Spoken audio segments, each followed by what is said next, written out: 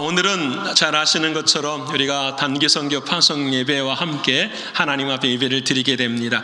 그래서 오늘 저는 설교 본문을 에베소서를 말씀을 드려야 되지만 이번 주 중에 하나님 말씀을 새벽 말씀 묵상하다가 이 말씀이 제게 너무 은혜가 돼서 오늘 이 말씀을 좀 여러분과 나누고 싶어서 본문의 말씀을 좀 바꾸었습니다. 오늘 디모데 후서의 말씀은 우리가 아는 것처럼 사도 바울이 이제 AD 68년 정도의 선교를 합니다. 근데 AD 67년 정도에 기록한 말씀이 하나님의 말씀입니다. 그래서 아마 사도 바울이 인생을 마지막 정리하면서 하나님께서 바울을 통해서 하시고자 하신 그 도구로서의 마지막 장면이 이 디모데 후서에 기록이 되어 있습니다. 그래서 이 디모데 후서를 읽을 때에는 마치 바울의 그 마음, 또 주님이 바울에게 주시는 그 마음을 제대로 읽으면서 삶의 뭐랄까요? 정리라고 할까요? 삶의 어떤 그 무게 있는 유언들, 이런 것들을 우리의 삶 가운데 던져주는 하나님의 말씀입니다. 그래서 오늘 이 말씀을 통하여서 저와 여러분이 선교라고 하는 것을 다시 한번 생각하고, 그러면 선교에 대한 주님의 마음을 좀 더 깨달으실 수 있는 우리가 되었으면 좋겠습니다. 선교라고 하는 말을 할 때에 선교학자들이 가장 많이 쓰는 단어가 come and go라는 단어를 쓰기도 합니다. 어떤 사람들은 go라는 말을 쓰기도 하지만 저는 이 말씀이 맞다고 생각합니다. come and go. come이라는 말은 여러분 아시는 것처럼 오라라는 말이잖아요. 온다 이런 말이고, go라는 말은 가다라는 말입니다. 선교는 무엇이냐? 사랑하는 예수님께서 이 땅에 오신 거예요. 그렇죠? 그래서 하나님이 최초로 선교사를 보내셨는데 그 선교사가 누구시죠? 예수 그리스도예요. 옆에 분 합시다. 예수님이 선교사님이십니다. 예수님이 선교사님이. 예수님이 선교사예요. 그래서 처음으로 오신 분이 사랑하는 주님이셔요. 근데 그 주님이 우리에게 오셨어요. 지금 그 주님은 어디에 계실까요? 오른손 가슴에 하고 자 한번 합시다. 시작. 내 안에 계십니다. 내 안에 계십니다. 사랑하는 주님이 오셔서 내 안에 계셔서 나의 뭐가 되시는 거죠? 머리가 되어주신 거예요. 믿으십니까? 사랑하는 주님이 머리가 되어주셨어요. 그래서 사랑하는 주님이 머리가 되어주셔서 우리에게 말씀해 주시는데 뭐라고 말씀하시냐면 go라고 말씀을 하세요. 마태복음 28장 또 사도행전 1장의 말씀을 보면은 사랑하는 주님이 이 땅에 오셔서 마지막 우리에게 하시는 말씀이 무엇이냐면 너희는 가서 복음의 증인이 되라. 너희는 가라고 말씀하시는 거예요. 그래서 우리가 선교를 이야기할 때, 아니 신앙을 이야기할 때는 come and go. 사랑하는 주님이 이 땅에 오셔서 나의 머리가 되어주셔서 나에게 말씀해 주시고 그 말씀을 따라서 우리가 손과 발이 되어서 가는 것, 이것이 사실은 신앙생활이에요. 이것을 선교라고 하기도 하고 전도라고 하기도 하고 우리의 삶이라고도 말할 수 있는 것입니다. 그래서 여러분, 선교라는 것은 누가 하는 것이냐? 교회된 사람이 하는 것입니다. 누가 교회냐? 사랑하는 주님을 나의 머리로 삼은 사람. 믿으시죠? 그래서 베드로가 고백하잖아요. 주는 그리스도시여 살아계신 하나님의 아들이십니다. 바요나 시몬아, 네가 정말 잘하였다. 이 믿음 위에 뭘 세우겠다? 교회를 세우는. 믿으십니까? 베드로가 주님은 나의 머리이십니다. 주인이십니다. 이 믿음의 고백 위에 사랑하는 하나님이 교회를 세우셨어요. 오늘 저와 여러분이 이 고백을 하는 모든 사람들은 교회예요. 믿으시죠? 그 사랑하는 주 우리에게 말씀하신 어디든지 뭐하라? 가라 말씀하신. 그래서 우리가 갑니다. 우리 교회가 케냐 선교를 감당하는 것은 우리가 아는 것처럼 23곳의 선교지를 우리가 함께 협력하며 선교지를 하고 있고요. 그리고 매년 5년씩 이렇게 시간을 정하여서 집중적으로 인텐시브로 선교를 하는 지역이 있습니다. 아이티가 그렇게 했고요. 멕시코가 그렇게 했고 도미니카가 그렇게 했고, 그리고 이제는 케냐, 올해 저희가 몇 년째 되죠? 2년째 되고 있습니다. 그래서 올해 우리가 가서 하는 사역들, 우리 선교부장님이 이따가도 말씀도 해주시겠지만 여러 가지 사역이 있어요. 특별히 이번에는 우리가 가서 학교를 방문하게 됩니다.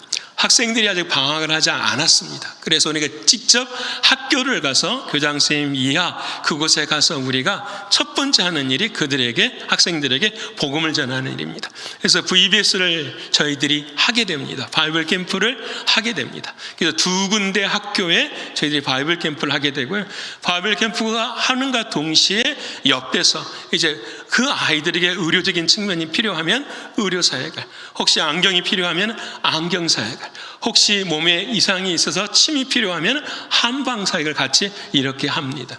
이 사회가 끝나고 나면은 사진팀들이 액자에 하나님은 사랑이십니다, 그리스도만이 우리의 구원자이십니다 라는 걸 기록한 액자에다가 사진을 찍어서 그들에게 나누어 드립니다. 그래서 사랑하는 그들이 그것을 받고 그리스도의 믿음과, 말씀을 통한 믿음과 그리스도의 사랑이 함께하는 그런 사역을 저희들이 감당합니다.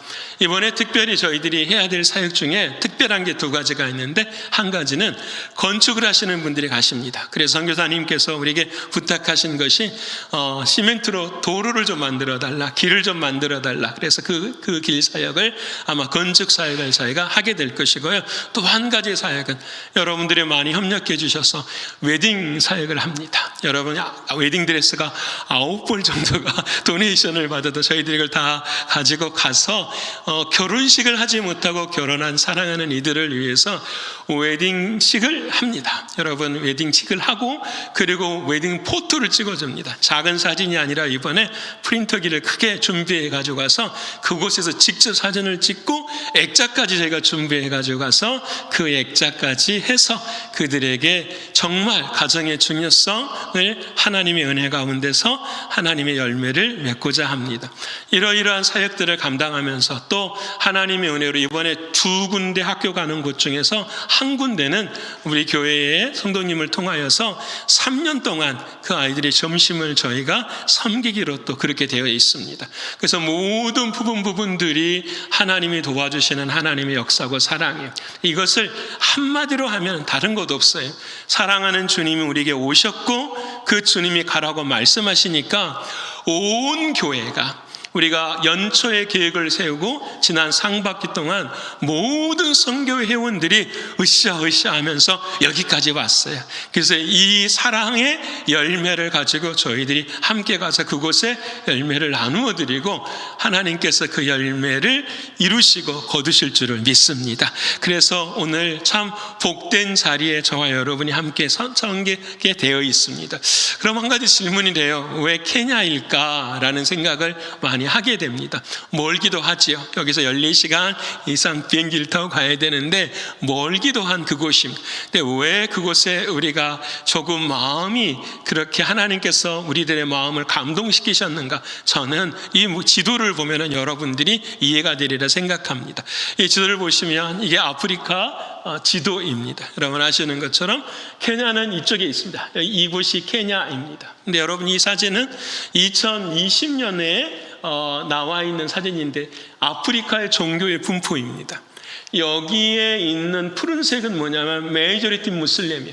90% 이상의 사람들이 거의 무슬림 마호멧을 알라를 신으로 섬기는 그러한 지역입니다. 나이지리아, 여기 보면은 나이지리아 굉장히 큰, 여기는 98%입니다. 소말리아, 나이지리아, 우간다, 거의 모든 수단을 비롯해서 이곳 무슬림들이 주장하는 그런 지역입니다. 자, 이 노란색은 10%도 50%의 무슬림들, 다시 말하면 절반 정도는 기독교와 또 절반 정도는 다른 민족 종교가 지배하는 곳이 바로 이와 같은 곳이. 그리고 남부 지역 이쪽으로는 이제 무슬림이 10% 이하가 되니까 다른 종교와 기독교가 이렇게 있는 그런 지역입니다. 그래서 여러분이 아프리카가 통계 수치를 바라보면 굉장히 빠른 속도로 이 무슬림이 남하하고 있습니다. 왜 그러냐면 이 무슬림의 공격은 딱 한 가지예요. 칼이냐 코란이냐예요. 그래서 모든 이스라엘의 내전은 어디서 다 일어나느냐? 이 위쪽에 있는 북부 쪽에 있는 아프리카 땅에서 거의 모든 것이 다 일어나고 있는 것입니다. 그래서 이 아프리카의 무슬림화 세력들이 예수 그리스도를 믿고 있는 남부 지역으로 계속해서 확장되어 가고 있고 위축되어 가고 있어요. 이 부분에 대해 중앙에 어디가 케냐. 이 케냐는 우리가 통계를 보면 한 80%가 크리스찬으로 나와 있습니다. 그래서 이 80%는 크리스찬들을 잘 양육시켜서 저 남진하고 있는 이슬람 세력들을 최대한 밀어내요. 그리고 우리가 함께하는 이들을 통하여서 이 아프리카 땅에도 하나님의 나라가 더 확장되게 해달라고 하는 우리의 사명이 우리에게 있게 되는 것입니다. 그래서 여러분, 왜 중요한 것은 하나님의 역사는 중요합니다. 반드시 교회를 통해 이루어집니다. 믿으십니까? 다른 데서는 안 돼. 이렇게 야맨이 약할까요? 하나님의 역사는 뭘 통해 이루어진다고요? 교회를 통해서. 왜냐하면 하나님께서 교회를 세우시고 그 교회의 머리가 되어주셔서 그 교회의 역사를 하나님은 이루어 가시기 때문인 것입니다. 그래서 이 케냐 지역에서도 우리가 교회를 중심으로 해서 사역을 하고 교회를 중심으로 해서 학원 사역도 그렇게 같이 감당하고 있는 것입니다. 사랑하는 성도 여러분, 이번 선교는 다른 것 아니에요. 사랑하는 주님이 오셨고 우리를 향해 가라고 하시니까 우리는 온 교우들이 함께 마음을 담아서 지금 케냐를 향해서 내일 떠나게 되는 것입니다. 자, 그렇게 떠나는 사람들을 뭐라고 말하느냐? 성경에서는 디아스포라라고 이야기를 합니다. 여러분, 옆에 분 한번 할까요? 당신은 디아스포라입니다. 당신은 디아스포라입니다. 이 디아스포라는 말은 여러분 쉬워요. 디아스포라는 말은 흩어져서 보냄을 받았다라는 말이 디아스포라예요. 그래서 이 디아라고 하는 말은 무슨 말이냐면은 넘어서서, beyond, 넘어서다. 그 다음에 스포라라는 말의 뜻은 무슨 뜻이냐면 씨를 뿌리다라는 뜻이에요. 이 디아스포라라는 사람들, 자, 한국에 저희가 살다가 미국으로 왔어요. 친척들은 우리를 미국으로 보내는 걸로 그냥 이민 왔다고 생각하지만 교회에서는 그렇게 생각하지 않아요. 교회에서는 우리를 향해서 미국의 누구라고 이야기하죠? 디아스포라고 이야기해요. 미국에 와서 그냥 사는 인생이 아니라 미국에 왔다라는 건 무언가를 넘어서서 이곳에서 뭘 뿌리는 거죠? 씨를 뿌리는 사람들. 무엇인가를 넘어서서 씨를 뿌리는 사람들을 디아스포라. 성경은 저와 여러분에게 우리를 디아스포라라고 하나님 말씀하고 계시는 거예요. 그래서 오늘 설교 제목을 이렇게 정했습니다. 한번 읽어볼까요? 자, 시작. 선교는 삶을 넘어서는 것입니다. 저는 오늘 짧은 말씀 하나 나누지만 여러분, 선교나 전도나 신앙이라는 것은 무엇인가? 뭘 넘어서는 거야. 뭘 넘어서야 되느냐? 나의 삶을 넘어서야 되는 거야. 여러분, 오늘 본문에 사랑하는 사도 바울이 디모데에게 글을 보냅니다. 사랑하는 주님을 통해서. 근데 이 디모데가 많이 위축되어 있는 거예요. 왜냐하면 그 시대에 핍박이 정말 심했을 뿐만 아니라 마음속에도 신앙에 대한 연약함이 있었어요. 그래서 사랑하는 디모데에게 사랑하는 주님이 바울을 통하여서 사랑하는 디모데야, 이것을 너가 넘어서야 된다. 넘어서서 씨앗을 뿌려야 된다. 이것이 너의 사명이다 라는 것을 우리에게 말씀해 주십니다. 저는 오늘 설교가 끝나고 난 다음에 저와 여러분도 내 인생이 무엇인가를 넘어서서 씨를 뿌리실 수 있는 여러분 되시기를 축원합니다. 그래서 날마다 눈물로 씨를 뿌리는 자는 기쁨으로 단을 거둘 걸 믿으십니까? 아멘.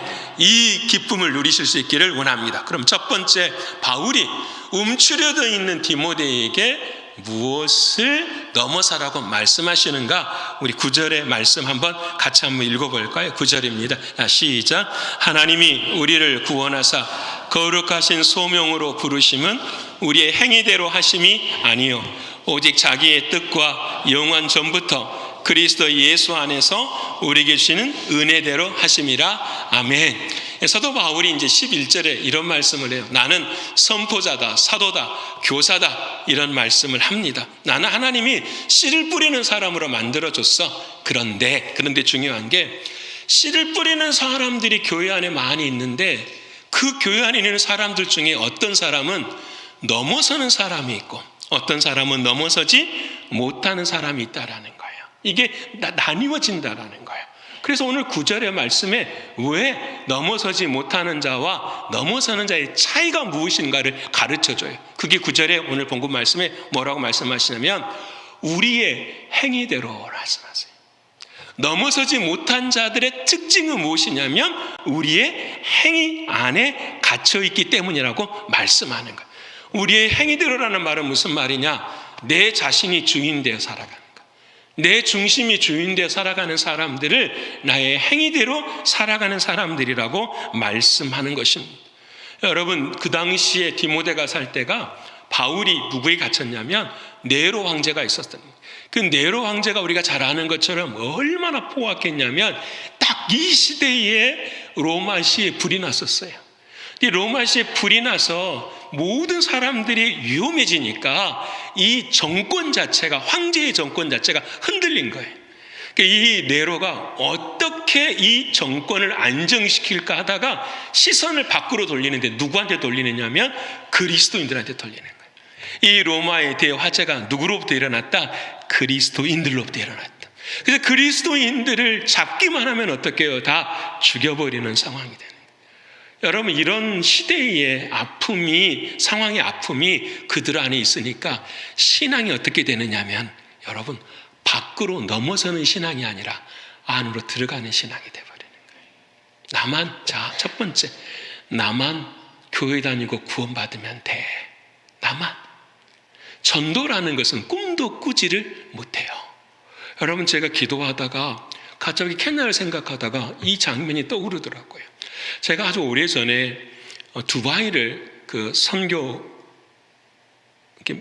한 교회가, 두바이의 한인 교회가 전 세계에 있는 우리 장로의 신학대학 선교사님들을 부르는 데가 있었어요. 거의 한 150명을 불렀는데요. 비행기가 체류비 이 모든 것들을 다 그 교회에서 대고요. 그렇게 섬겼을 때가 있었어요. 근데 그곳에 가서 제가 예배를 드리는데 예배당도 없습니다. 왜? 두바이는 교회당을 지을 수가 없어요. 여러분, 두바이는 그곳에는 복음을 전할 수가 없습니다. 여러분, 금요일부터서 토요일 날 그들이 생각하는 안식일 날은 거리에 사람이 한 명도 없습니다. 대놓고 복음을 전할 수가 없어요. 만일에 케냐도 무슬림이 주장하기 시작되면 그러한 상황에 빠지게 되는 거예요. 무서운 거죠. 정말 무서운 거예요. 그래서 여러분, 그들의 그런 핍박과 박해가 있으니까 사람들이 전도나 선교를 꿈도 꾸지 못하는 상황이 지금 디모데가 살아가는 지역에서 이루어지고 있는 거예요. 뿐만 아니라 이 사람들이 이제 어떻게 살아가냐면 그것이 좀 더 확장되니까 나는 주일날 예배 그렇지만 월요일부터 토요일까지는 세상 속에서 그냥 살아가는 거예요. 그리스도인이라고 하는 향기나 이름을 나타내지 않고 세상 속에 똑같이 살아가는 거예요. 그렇게 사는 것을 정당화시켜야 되니까 어떤 이야기가 되냐면은 세상에서 잘 사는 것이 영적으로도 잘 사는 거야, 이렇게 말하기 시작하는 거예요. 그것이 무엇이냐? 세속주의가 되는 거예요. 이 세속주의가 커가니까 어떠한 생각들이 가면 성공주의가 되니까 바꾸 생각하는 거예요. 맞아, 세상에서 잘 되는 것이 하나님이 복 주시는 거예요. 하나님과의 복음과는 아무런 상관없이 그와 같은 그들만의 신앙의 모습을 만들어가는 모습이 생기기 시작합니다. 여러분, 이 시대가 그렇지 않습니까? 이 시대가. 여러분, 이 미국 땅이 2050년이 되면은 무슬림들이 유대인보다 더 많아진답니다. 무슬림들이. 근데 놀라운 것은 대한민국도 마찬가지지만 전 세계적으로 왜 무슬림들이 그렇게 힘을 내고 포교가 많아지느냐? 답은 딱 한 가지래요. 자식을 많이 낳는. 자식을 많이 낳는. 자식을 많이 낳기 때문에 그들은 어떻게 하면 이 땅이 알라의 신 아래에서 그 자신들의 후손들이 세상을 지배해야 된다고 생각하는 거예요. 여러분, 미국도 힘들고 어려운 세상 돌아올 수 있는 모습이 있어요. 전도하기가 어려워지고 지금도 그러잖아요. 여러분, 한국도 그러지 않습니까? 이제는 대놓고 복음을 전할 수 없는 차별법이라는 것을 만들어가지고 사람들의 복음의 입술을 다 맞닿게 해요. 이 시대의 모습이 다 그렇게 했더라. 여러분 시대만 그런 것이 아니라 디모데도 마찬가지였어요. 디모데도 여러분 생각해 보면 나이가 에베소서 담임 목사로 갈 때가 20대 초반 중반이었대요. 여러분 한번 생각해 보세요. 여러분이 앉아 계시는데 20대 젊은 목사가 와서 복음을 전한다고 생각해 보세요. 여러분 마음이 어떻게 될까요? 쉽지 않죠. 쉽지 않아요. 여러분 그런 상황. 두 번째 디모데에 한계가 있었어요. 자기 자신이 몸이 너무 안 좋았어요. 위가 너무 안 좋아서 항상 포도주를 써야 되는 그런 상황 가운데. 세 번째는 가문이 안 좋았어요. 디모데는 아버지가 헬라 사람이었어요. 어머니는 유대인이었지만 여러분 그래서 자신의 그 가문이 뿌리가 이스라엘 정통 민족으로부터의 뿌리가 아니었어요. 모든 것이 사면초가인 상황에서 여러분 어려우면 사람은 여러분 환경이 어려우면 어떻게 해요? 마음 안으로 들어가요. 생각이 내 안으로 들어가요. 나는 왜 그렇지? 내 환경은 왜 그렇지? 내 삶은 왜 그렇지? 이게 되는 거예요. 심지어는 자기의 스승과 같이 사랑했었던 사도 바울도 어디에 들어가 있는 거지요? 지금 감옥에 갇혀 있는 거예요. 여러분 모든 것이 다 하나도 빛이 보이지 않는 그 삶의 자리에 있을 때에 오늘 본문에서 바울이 그 마음을 깨뜨려 버려요. 어떻게 깨뜨리느냐? 여러분 하나님이 저와 여러분을 부르신 것은 디모데야 디모데 당신을 부르신 것은 너의 행위가 아니라 하나님의 뭐였다? 은혜였다라고 말씀하십니다. 여러분 오늘 저와 여러분 마음도 똑같아요. 오늘 이 아침 저와 여러분이 내가 하나님이 말씀을 통해 가르쳐 주시는 것은 나를 넘어서야 돼. 나를 넘어서서 나의 행위를 넘어서서 누구를 바라봐야 돼요? 은혜라는 사실을 바라봐야 돼. 이거 주님 우리에게 주시는 거예요. 여러분 이 믿음이 있으면 모든 것이 다 해결될 줄을 믿습니다. 여러분 은혜가 우리 안에 서면은 과거도 다 해결이 돼요. 과거는 상관없어요. 지금 내게 주신 그 은혜가 내 삶의 가장 큰 힘이요 능력이 믿으십니까? 여러분 아까 우리 찬양했잖아요. 세상 다 사라져가도 세상 다 없어져가도 지금 살아있는 것이 하나님의 무엇입니다? 은혜입니다. 옆에 분 합시다. 후회하지 맙시다. 후회하지 맙시다. 이런 말 하지 않아요? 사람들이 언제가 가장 젊습니까? 언제 가장 젊어요 여러분? 오늘이 제일 젊죠? 오늘이 제일 젊어요. 저는 이 말을 바꾼 언제가 가장 큰 최고의 은혜입니까? 지금 이 순간이 하나님이 우리에게 주신 은혜인 줄을 믿습니다. 여러분 그래서 은혜는 상황이나 환경을 초월해서 선교는 나를 초월해서 뭘 추구하는 거예요? 하나님의 은혜를. 그래서 존 파이프라는 사람이 이런 말을 해요. 선교가 뭐냐? 선교라는 것은 전도라는 것은 선교라는 것은 무엇이냐? 예배할 수 없는 자들을 예배하게 하는 것이 선교고 전도라는 거예요. 그래서 우리가 가서 뭘 사역을 하는 것이 중요한 것이 아니라 그 길에 그들을 뭘로 세우는 거죠? 예배자로. 여러분 예배자의 의미가 뭘까요? 하나님의 은혜 없이는 살 수 없습니다. 여러분 오늘 저와 여러분 예배자예요. 하나님의 은혜 없이는 나는 뭐합니다? 살 수 없습니다. 여러분 이거 한 가지 사랑하는 주님 우리에게 주시는 은총이에요. 그래서 여러분 오늘 이 사랑하는 사도 바울은 이 말을 쭉 하면서 3장에 이런 질문을 던져요. 여러분 경건의 모양은 있지만 경건의 능력이 없는 자들이 있습니다라는 거예요. 경건의 모양은 있어. 내가 중심에 대해서 내가 행위를 하니까 경건의 모양은 있어. 근데 그 경건에 뭐는 없어요? 능력이 없어. 핍박이 있고 박해가 있고 어려움이 있으면 좌절하고 절망하고 쓰러져 버립니다. 여러분 우리의 삶의 경건의 능력이라는 것은 내가 할 수 있는 것이 아니라 오직 하나님의 은혜인 줄을 믿습니다. 은혜가 내 안에 거하면 일어날 줄을 믿습니다. 은혜가 내 안에 거하면 일어설 줄을 또한 믿습니다. 은혜가 진짜 내 안에 거하면 평안해져요. 믿으십니까? 진짜 그러더라고요. 하나님의 은혜가 내 안에 거하면 편안해요. 그래서 사랑하는 그 주님은 바울을 통하여서 이야기해요. 자신의 인생을 다 돌아보면서 진짜 은혜가 무엇이었는지 보세요. 디모데 후서 3장 11절의 말씀, 디모데후서 3장 11절의 말씀 한번 읽어볼까요? 시작. 박해를 받음과 고난과 또한 안디옥과 이고니온과 루스드라에서 당하니, 이게 지금 바울이 복음을 전하면서 가는 곳마다 다 어려움을 당했어요. 다 어려움을 당했는데 어떠한 박해를 받은 것을 너가 디모데 너가 과연 보고 뭐 했거니와 알았거니와. 네가 나 고난당하는 거 다 보았지. 그 다음에 한번 읽어볼 거야. 자, 시작. 주께서 이 모든 것 가운데서 나를 믿으십니까? 와, 내가 복음 전하니까 하나님이 나를 잘해주시는 거야. 이게 아니에요. 내가 복음 전하니까 시온의 대로를 걸어가는 거야. 이게 아니에요. 복음을 전하면서 박해를 받고 고난을 받고 아픔을 다 당했는데 이 모든 것이 나의 행위라면은 잘 돼야죠. 이 모든 것이 나의 행위라면은 영광스러워야지. 그런데 그게 아니었다라는 거예요. 이 모든 상황 속에서도 나를 나되게 하는 것은 누구의 은혜라? 주님의 은혜 외에는 없었음을 우리에게 말씀해 주시는 거예요.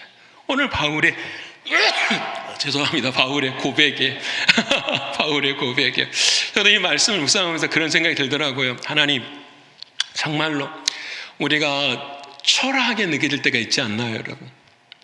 우리가 참 왜소하게 느껴질 때가 있어요.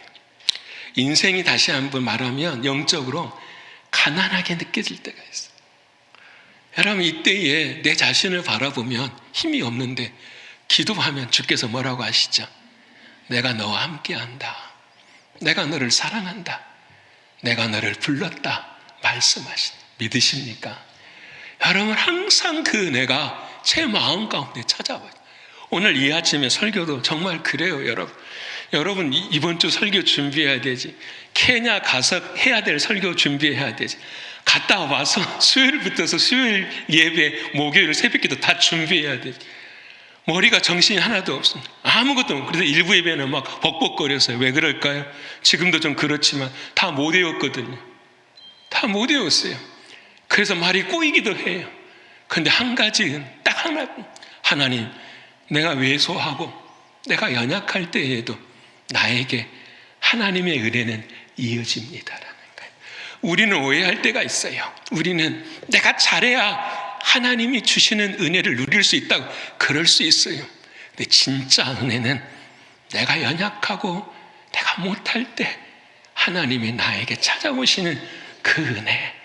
이번 사랑하는 선교팀도 똑같아요. 우리가 가서 할 수 있는 건 아무것도 없어요. 아마 공항에 처음 내릴 때부터 어려움이 닥칠 겁니다. 아무리 기도해도 모든 것이 다 시온의 대로처럼 열리지는 않을 것입니다. 그런데 그때마다 기억합시다. 내 자신을 넘어가자. 나의 생각을 넘어가자. 내가 뭘 찾아야 된다? 은혜를 찾아야 된다. 믿으시고 걸으시는 여러분 되시기를 축원합니다. 여러분, 두 번째로 오늘 우리가 넘어가야 될 것 10절의 말씀입니다. 우리 10절 말씀 읽어볼까요? 자, 시작. 이제는 우리 구주 그리스도 예수의 나타나심으로 말미암아 나타났으니 그는 사망을 패하시고 복음으로서 생명과 썩지 아니할 것을 드러내신지라. 아멘. 두 번째로 넘어서야 되는 건 뭐냐? 죽음을 넘어서야 돼요. 옆에 분 합시다. 죽음을 넘어서십시다. 네, 죽음을 넘어서십시다. 믿으십니까? 저도 지금 오늘 설교를 준비하면서 다음 주는 우리 한 목사님이 설교하시잖아요. 한 목사 설교하시는데 이 마음에 이게 갈등이 있어요. 뭐 갈등이 있느냐? 오늘 설교가 혹시라도 마지막 설교일 수도 있겠다라는 생각을 가져요. 2주 후에 어떻게 될지는 누구만이 아실까요? 주님만이 아시니까. 2주에 당연히 목사님 살아오시죠. 그럴 수 있어요. 올 수 있어요. 그런데 오늘 제가 그 마음의 앞에서는 뭘 가져야 돼요? 아닌 것 같아요. 늘 언제나 내가 사는 것은 내 삶의 시작이 죽음을 늘 앞두고 살아가야 된다는. 자, 그러면 여러분, 죽음을 앞두고 내가 여러분에 있으면 힘도 없고 의기소침하고 여러분 낙심될 수밖에 없겠지요. 하지만 여러분, 우리는 죽음을 넘어서야 돼요. 왜냐? 내가 죽고 죽는 자리에 설 때마다 바울은 말하는 거예요. 사랑하는 주님은 무엇으로 함께 해주셨다? 생명으로 함께 해주셨다. 믿으십니까? 항상 돌에 맞아 죽고 힘들고 어려울 때마다 주님은 나타나셔서 무엇으로 임하여 주신 거죠? 생명으로 임하여 주신 거예요. 여러분, 이 세상에 저와 여러분이 가장 고민스러운 일이 무엇일까요? 여러분, 죽음 아닙니까? 근데 그 죽음의 문제 앞에서 더 힘들고 어려운 것이 무엇입니까? 이거 아니에요? 죽음이 정말 끝인가? 제가 오늘 여러분 앞에 도전 한번 해볼게요. 죽음이 여러분의 인생의 정말 끝이십니까? 사람이 죽음 앞에서 왜 다 두려워하는지 아십니까? 그 죽는 그 마음, 그 현장 앞에서 이런 생각이 들거든요. 죽음이 정말 끝인가? 우리는 보지 못했고 알 수 없으니 우리의 마음에 두려움이 오는 것은 당연한 이치이고 사실이에요. 근데 여러분, 죽음이 정말 끝이 아니라면은 여러분 어떻게 하시겠습니까? 죽음이 정말 끝이 아니라면은 오늘 이 시간 우리의 마음은 어떠해야 하겠습니까? 오늘 바울은 말하는 거예요. 디모데야, 내 앞에 죽음이 있다. 많은 사람들이 죽고 순교하고 죽어가는 그 모습, 그런데 거기에 포커스를 두지 말고 어디에 두어라? 생명을 두어라고 말씀하시는 거예요. 오늘 10절의 말씀에 우리 다시 한번 읽어볼까요? 10절 시작. 이제는 우리 구주 예수 그리스도의 나타나심으로 말미암아 나타났으니, 이 말에 밑줄을 쳐야 돼요. 바울은 이 말씀에 대한 믿음이 확고해버려요. 예수 그리스도의 나타나심으로 나타났으니, 여러분, 바울이 예수를 믿기 전에 예수님이 죽으셨을까요? 믿고 난 다음에 죽으셨을까요? 질문이 어렵습니까? 사랑하는 사도 바울이 예수님을 믿기 전에 주님이 십자가에 죽으셨습니까? 믿은 후에 십자가에 죽으셨습니까? 지금 제가 질문을 맞게 던진 거 맞죠? 여러분, 맞은 거 맞죠? 바울은 예수님이 십자가에 죽고 난 다음에 예수를 믿게 됐잖아요. 그렇죠? 스데반 역사 이후에 사랑하는 사도 바울. 근데 바울이 언제 믿게 되느냐? 딱 한 가지 아니에요? 자신의 삶 가운데 자신도 자기의 행위로 죽음을 바울도 늘 극복하려고 노력했어요. 그래서 율법이 시키는 대로 예수 믿는 사람들 싹 잡아 죽였어요. 근데 바울의 마음에 뭐가 없어요? 평안이 없었어요. 두려웠었어요. 죽음이 끝일까? 라는 그 마음 가운데 두려움이 왔을 때에 그 다메섹에 가고 있는 바울에게 누가 나타나시죠? 주님이. 사울아, 사울아, 너가 왜 나를 핍박하느냐? 대건 누구십니까? 물어봐요. 그랬더니 사랑하는 주님이 뭐라고 말씀하세요? 네가 핍박하는 예수라. 여기서 해결이 돼버린 거예요. 와, 나는 삶의 죽음이 끝인 줄 알았는데 죽음이 끝이 아니구나.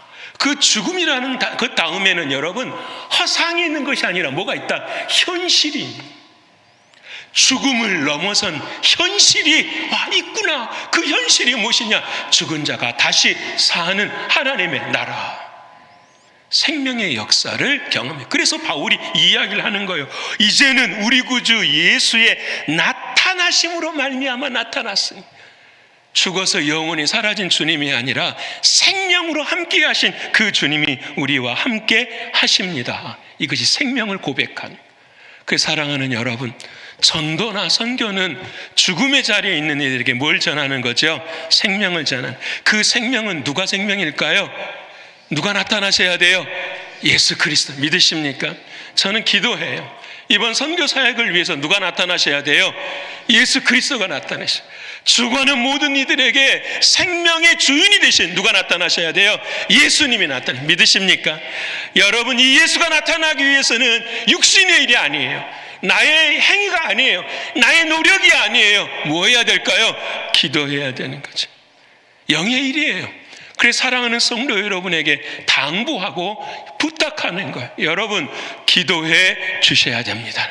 기도해 주셔야만 그 죽음 가운데서 뭐가 일어나요? 생명이 일어나는 거예요. 여러분, 그래서 그 예수가 드러나는 것을 선교학자들은 이렇게 말하죠.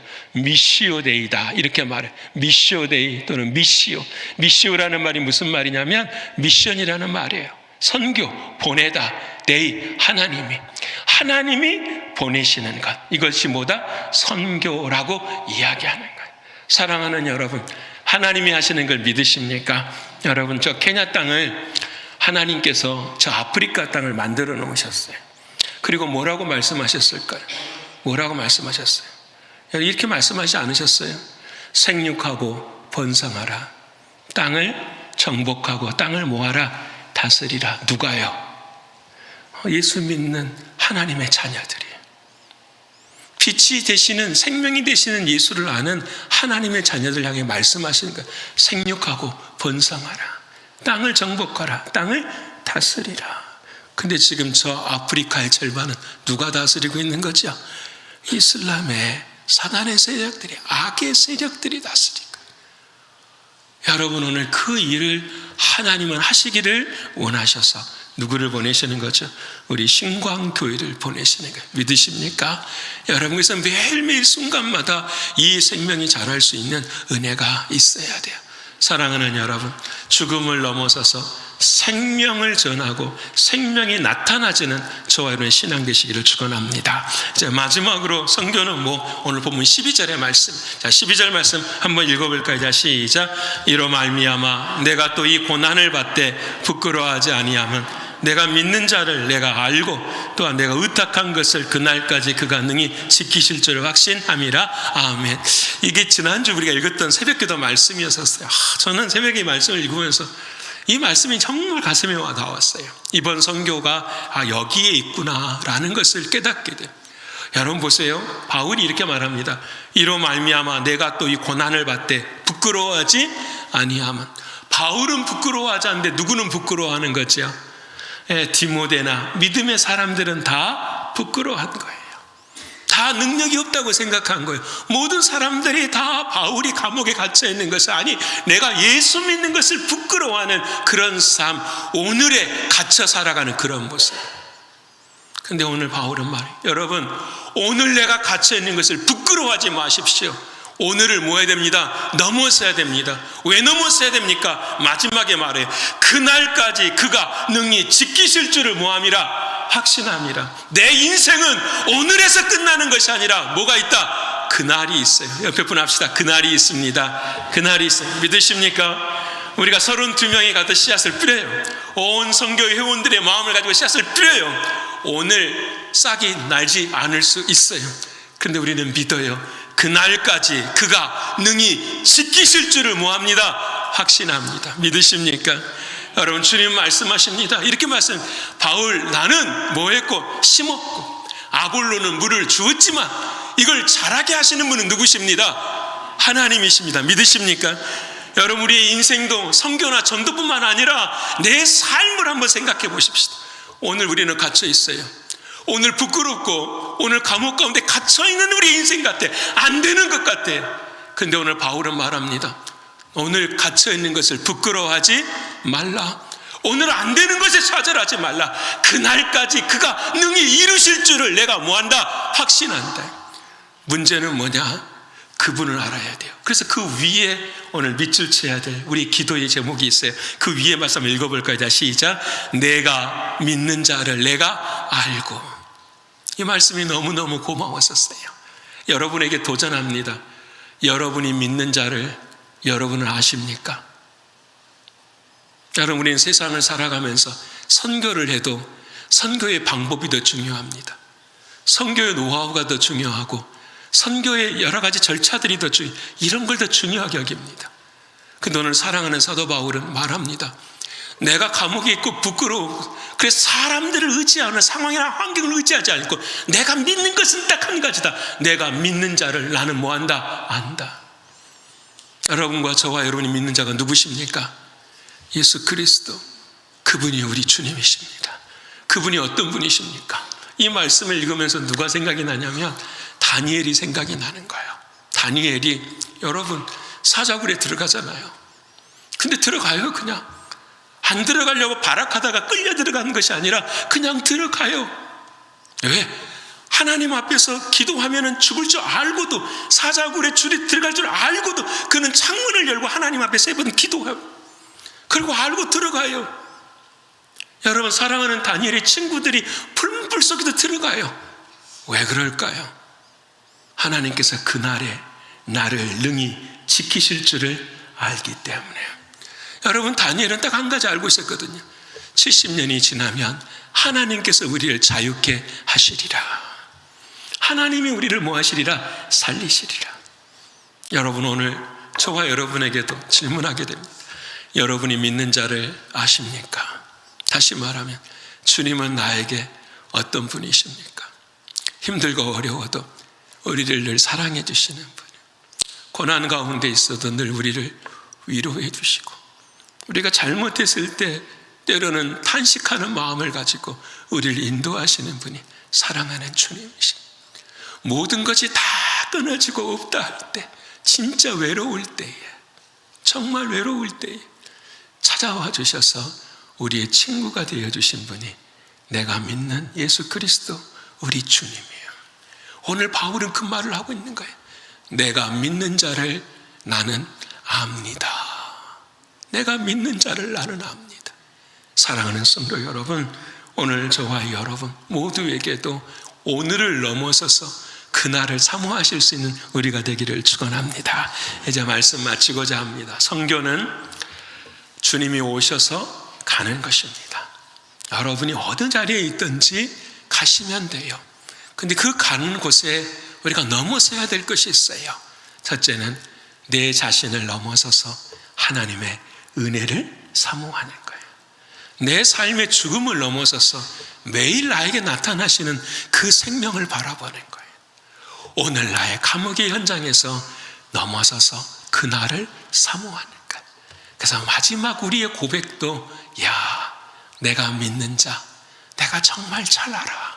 그 마음 앞에 좌절이나 절망이 없고 날마다 열매가 맺혀지는 저와 여러분의 신앙과 믿음이 되시기를 간절히 축원합니다.